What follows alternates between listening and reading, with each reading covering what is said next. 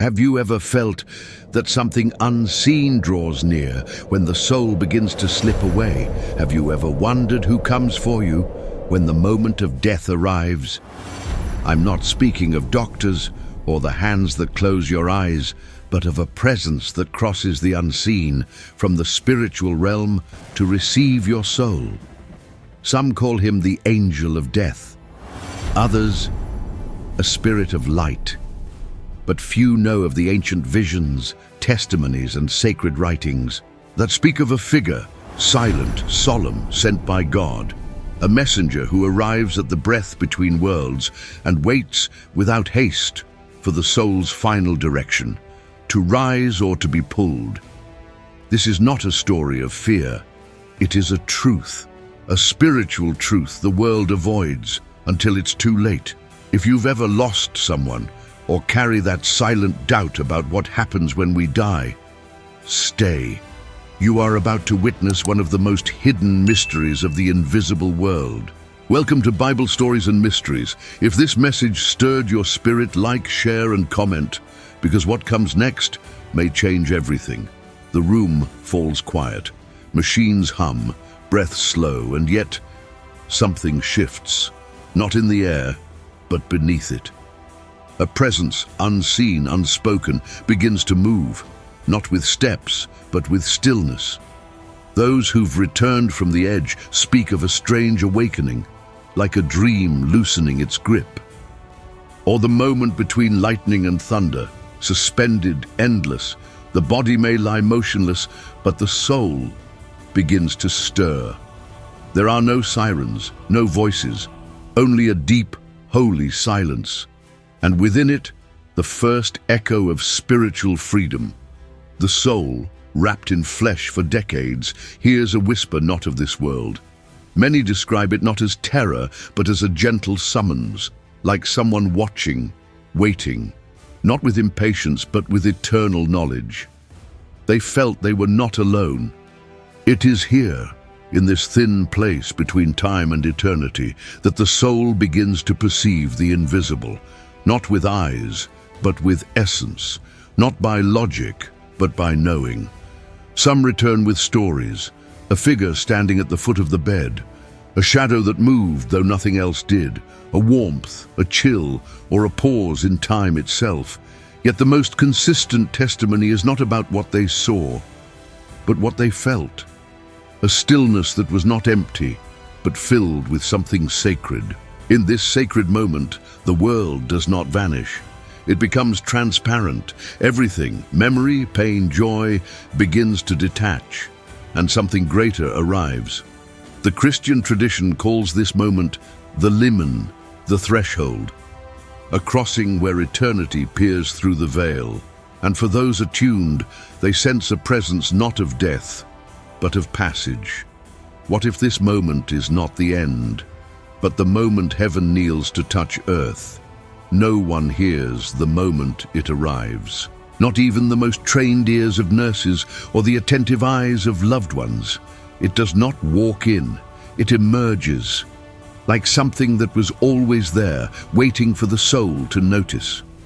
Those who stood at the edge, in hospitals or at home, speak of a sudden shift in atmosphere. Not a sound, not a light, but a presence, as if the very room had been brushed by eternity. Some feel the air thicken, as if drenched in invisible oil. Others sense a warmth or a chill that has no physical source. Children often glance toward a corner. No one else is looking. Elderly eyes, once closed, open wide in awe, not fear. They describe it as a figure without shape, a gaze without eyes, a watcher who does not blink, a companion who does not speak. This presence does not rush, it does not command. It simply is, and its being alone transforms the entire room into a sanctuary. In some encounters, the clocks seem to slow, the ticking falters. A second stretches like silk, as if time itself is holding its breath. Spiritual traditions across centuries confirm this. A figure approaches at the hour of departure, sometimes robed in darkness, sometimes wrapped in light, but always solemn, always still. He is not the taker, he is the witness. Not a thief in the night, but a guardian of thresholds. He is not there to frighten, he is there to watch what your soul has become. Animals react first. A dog suddenly alert. A cat staring at nothing, unmoving. As if creation itself recognizes what we, the distracted, often do not. And in the middle of this quiet storm, the dying sometimes whisper, "He's here," or smile at an invisible guest. This is not imagination, it is the opening of the unseen. And this figure, the angel of death, is not always as we feared. For those in peace, he brings stillness. For those in torment, a mirror. Have you ever felt this shift? That moment when silence deepens and your heart pauses for no reason? If you've ever felt the air change without explanation, comment, "I have seen the unseen," because perhaps what you felt was real. More real than anything you've ever touched. We often imagine angels with wings of light, harps in hand, faces serene, clothed in soft brilliance. But Scripture paints a fuller picture, one far more awe-inspiring and fearsome. The Bible speaks of angels not just as messengers of comfort, but as executors of divine will. In Exodus, on a night soaked in silence, an angel passed through Egypt, unseen but undeniable.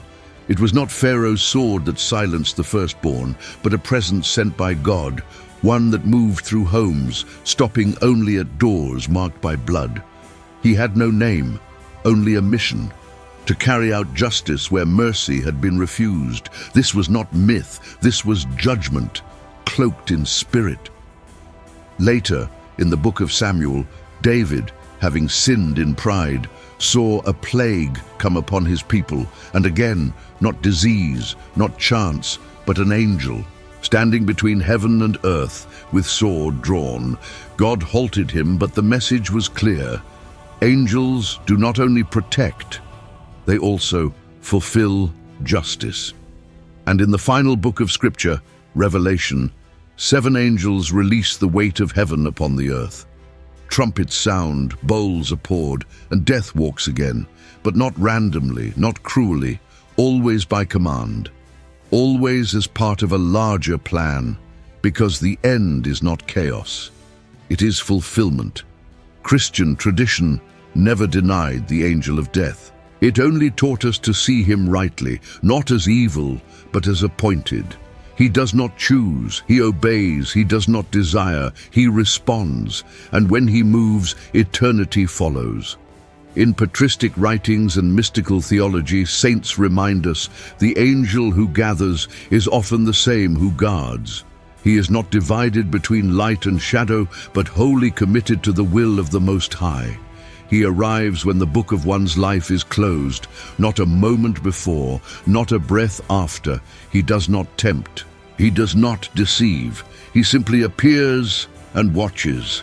And that is perhaps the most sacred terror, that one day, not far from now, you and I will meet him, and he will say nothing, because everything will already be known. If this truth humbles your soul, whisper in the comments, "Let thy will be done." Because in the end, no angel moves unless heaven speaks. He does not come to steal, nor to strike like a force of destruction.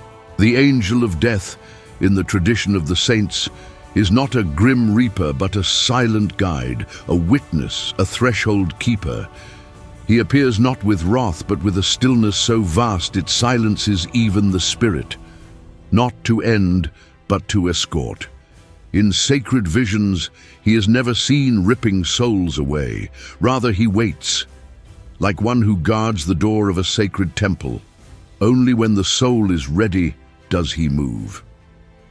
Christian mystics have long insisted, this angel is not fallen. He does not rebel. He serves the Almighty with complete obedience. Saint Faustina saw him not as darkness, but as a solemn presence that honors God's justice and mercy alike. He does not twist destinies, he upholds them. When he approaches, the soul has already chosen its path. He is not a judge, he is a witness. The soul leans toward light, or recoils into shadow, and he simply follows. Some say he watches as the soul remembers everything, the unlived prayers, the final regrets, the moments of grace received and rejected, and in that unveiling he stands still, allowing the soul to see itself. No force, no violence, just a moment of eternal clarity, a passage from time into truth. In the book of life, each soul writes its own ending. The angel does not edit, he does not plead.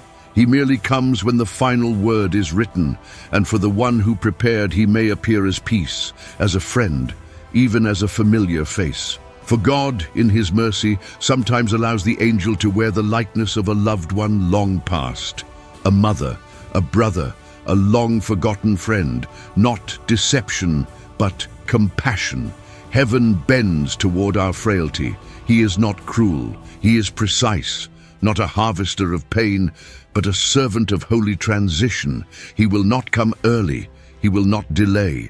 And when he stands beside your soul, you will know, not with fear, but with reverence, that the invisible has become visible. Not all truths are written in books. Some are carved into the silence of those who prayed more than they spoke. The saints, not out of curiosity but out of nearness to God, were allowed to glimpse what most of us only meet once. Saint Faustina Kowalska, the Secretary of Divine Mercy, described souls at their final hour.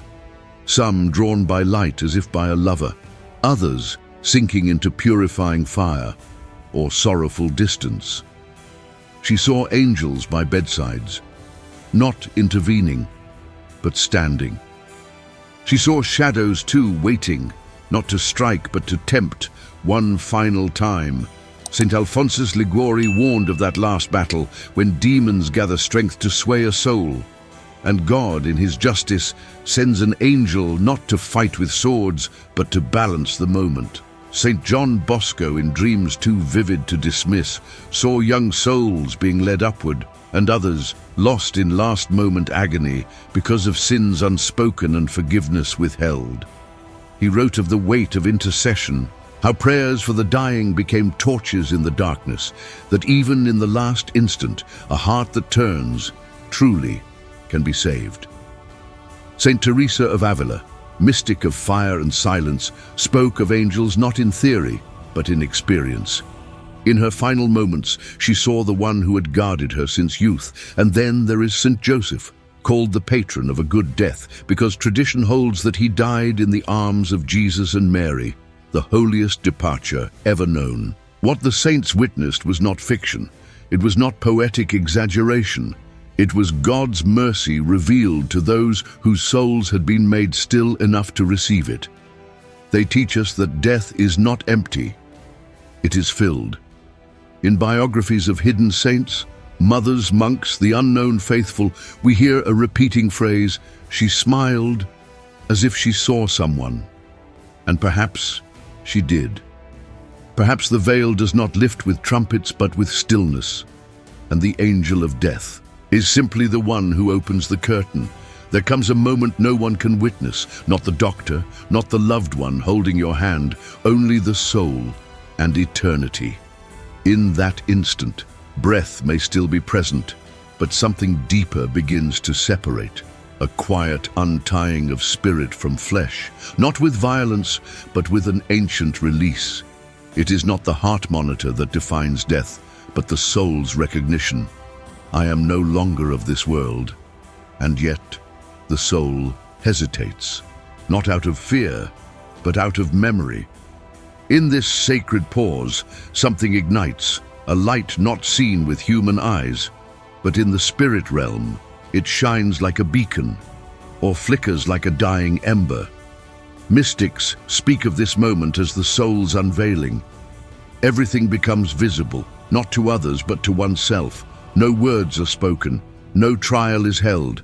The truth simply appears, and the soul knows. For those who lived in grace, the light is familiar, even magnetic. They are drawn to it without resistance, as if coming home, but others try to return. They grasp at the body, They call silently for time, for another breath, for a second chance. But time no longer listens. This is not punishment. This is clarity. The soul is not forced, it chooses, and that choice is simply the culmination of every step taken in life. What we love most deeply reveals itself here. Some cling to family, to pride, to unfinished business. Others release and rise. Because what we carry in this moment carries us. The angel of death, present all along, does not interfere. He does not beckon. He simply waits, like a sentinel between time and the beyond.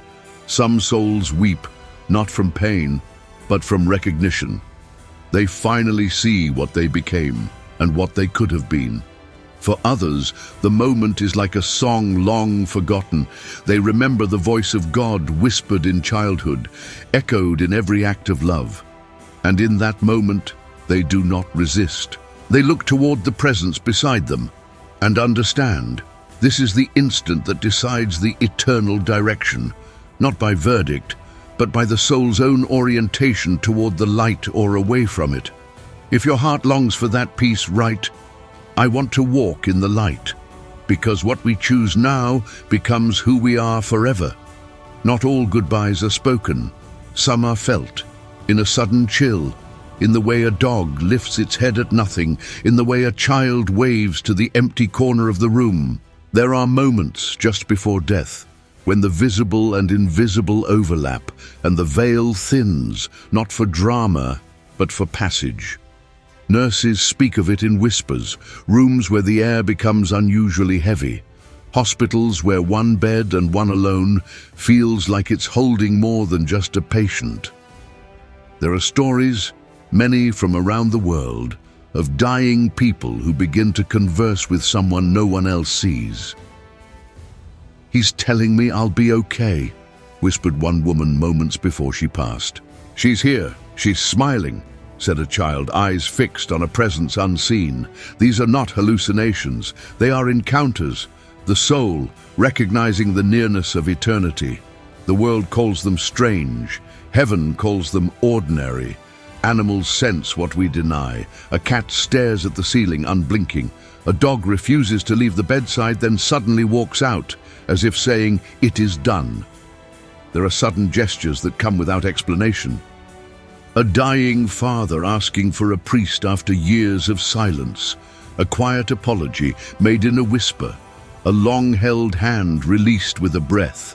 Sometimes those nearing death become radiant, not in appearance, but in stillness, as if their spirit has already glimpsed something we cannot name. They are no longer trying to hold on. And then there are the silences, long, sacred silences. A mother stares out the window for minutes, hours, and smiles, without reason, without fear. It is here the angel of death is most active, not in action but in presence. He watches, not with eyes, but with an eternal awareness of the soul's condition. In many of these partings, it is not terror that visits, but reverence, as if the room itself recognizes the gravity of what is unfolding. Have you ever stood beside someone passing and felt that you were not the only one present? Then perhaps you have witnessed a holy moment, not just an end, but a beginning veiled in silence. Some souls rise gently, like leaves carried by a divine breeze. Others resist, not because they were unloved, but because something within them remains unhealed. In the final hour, not all deaths are peaceful. There are battles, not of flesh, but of spirit. And though no one speaks of it aloud, the room can feel it. Saints and mystics have long described this hidden warfare, a soul torn between light and shadow, where angels stand ready and other presences wait at a distance. It is not Hollywood's dramatics, no flames, no horns, but something far more solemn, a war of intentions, attachments, and prayer. Some describe feeling an invisible weight in the room. Others sense a kind of resistance, as if the soul is trying to escape judgment, clinging to the past like chains that refuse to fall. In those moments, the angel of death does not act alone. He is not there to condemn, he is there to witness, and others, unseen, unspoken, arrive as well. Saints who once walked quietly through the world, prayers whispered in another country, now arrive like reinforcements. Some souls receive visitors in their last hour, not doctors, not family, but sacred presences.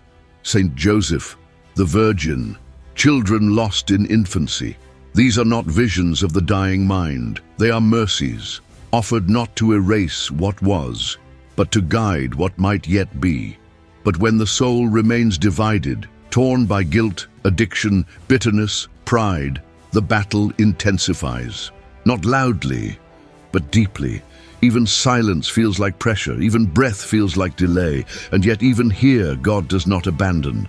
Every Hail Mary spoken in the next room, every Our Father whispered by trembling lips becomes a sword of light, because prayer still changes everything. The angel of death does not strike. He stands, awaiting the soul's final act of surrender or refusal. This is why the Church prays for the dying, why candles are lit, why confessions are urged. Because that last moment may be the most decisive of all. Some saints say that in that final breath, a soul can still choose, not with words, but with the tilt of its being toward grace. And if it does, then heaven moves swiftly. The angel does not hesitate. He opens the way. We do not prepare for death on our deathbed. We prepare in silence, long before. In the morning, you chose to forgive. In the prayer whispered when no one else believed. Some imagine holiness as a mountain climbed only by saints, but the truth is quieter. It is in the mother who prays despite her exhaustion, in the man who chooses honesty over gain. The soul is not strengthened in a single heroic act. It is shaped daily by every word spoken in love, by every bitterness released before it takes root.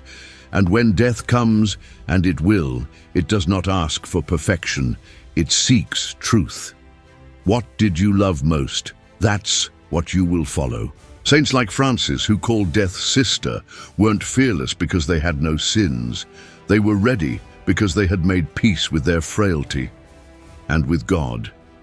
To live well is not to avoid pain, but to live with purpose. To walk through trials with your eyes fixed not on success, but on the eternal. The sacraments are not rituals for the religious, they are provisions for the journey. The Eucharist is not a symbol, it is food for the road. Confession is not shame, it is light before the night. Some will wait, they will say, someday I'll pray, someday I'll change, someday I'll come back to God. But time does not wait, and neither does eternity. Each moment is a seed, and we will harvest what we have sown. The angel of death will not ask what church you went to, nor how often you volunteered. He will stand at the doorway of your soul and see, not what you claimed, but what you became. To live as if death will not come is to live a lie. But to live as if eternity begins today is to live free. You do not need to be a saint overnight. You only need to begin. Begin with the next prayer, the next act of mercy, the next surrender. Because in the end, holiness is not performance. It is presence. The presence of a heart aligned with heaven. And such a heart is never caught unprepared. The angel of death does not arrive to close your story. He arrives to reveal what always was, a truth written not in ink, but in the soul's own fabric, a bridge, not a blade, a threshold, not a terror. We speak of death as if it were foreign, but death has walked beside us since the first breath, not as enemy, but as the silent twin of life, waiting patiently for the reunion. Heaven has never feared death. The saints called it homecoming, the martyrs called it witness, and the humble called it peace, because the angel of death, in sacred vision, does not come with chains. He comes with reverence. He does not tear, he receives. He is not the storm, he is the stillness after it. He is not what ends the body, he is what opens the unseen.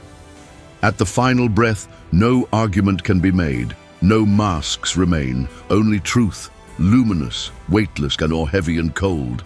And here is the sacred terror. You will recognize him, not from life, but from eternity. He is not new, he was always near. Some will see him and rejoice, as if greeted by a friend long missed. Others will look away, not because of him, but because of what they have become. He reflects, he does not judge, he reveals, he does not condemn. The choices we hid, the intentions we buried, all rise like incense or smoke. But even then, mercy is not absent. If the soul turns, truly, even in the final flicker, he opens the path. Because death, in the Christian mystery, is not the last word. It is the word that leads to the word made flesh. It is the silence before the voice that says, "Well done, come home. Live then with eternity in mind. Let each gesture carry weight. Let no day pass without the name of God upon your breath, because what you cultivate in secret will become your guide when the angel comes. He will come, not to punish, but to escort, not to destroy, but to lead. And if you have walked in light, you will not fear the shadow. If you have loved with truth, you will not tremble before the mirror. If this message stirred something eternal within you, don't let it pass like a breeze. Subscribe to Bible Stories and Mysteries and activate the bell icon, not just to follow content, but to remain awake. Because the next whisper from heaven may not be a story. It may be a calling.